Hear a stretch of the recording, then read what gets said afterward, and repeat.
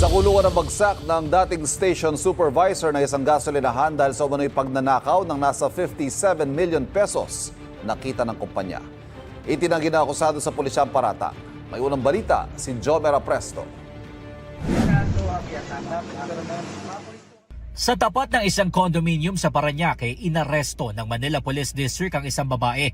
Siya ang dating station supervisor ng isang gasolinahan sa Taft Avenue sa Maynila na nagnakaw umano. Nangaabot sa 57 million pesos nakita ng kumpanya. Ayon sa agency na humawak sa babae, March 2024 nang ipinasok nila sa isang gasolinahan ang akusado. March 2025 daw nang mapansin ng pamunuan ng agency na may discrepancy sa mga datos na ipinapasa ng babae sa kanilang opisina. Meron po kaming roving na auditor, galing po mismo sa company namin, na na-discover po yung ginagawa niya pong illegal transaction po. Ang example ko po dito ay ang benta po ng station, for example, sa isang araw ay 800,000. 200,000 lang po yung dinideposit niya sa bank, and then pinafalsify niya na po yung the rest po doon. Napansin din daw ng mga katrabaho ng akusado na bigla raw gumanda ang pamumuhay ng babae.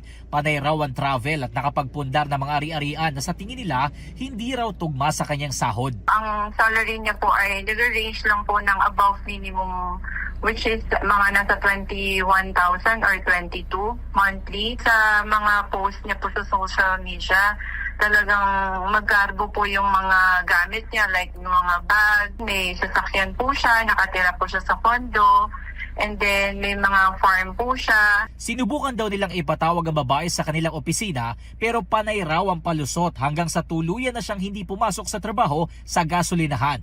Doon na nagsimulang mamroblema ang agency dahil sila ang sinisingil ng gasolinahan.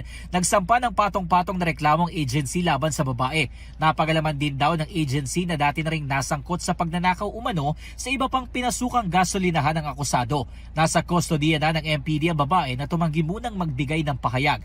Pero ayon sa pulisya, sinasabi niya naman na walang katotohanan yung mga paratang sa kanya. Siyempre, everyone naman is presumed innocent unless proven otherwise. No? So, we give her the benefit of the doubt. So, wala siya kung paano niya ipagtatanggol yung kanyang sarili. sa ngayon ay nahaharap sa 60 counts ng qualified theft ang akusado pero posible raw itong umakyat hanggang sa mahigit 100 at nasa 300 counts naman ang kanyang kaso para sa falsification of documents. Ito ang unang balita. Jomer Apresto, GMA News.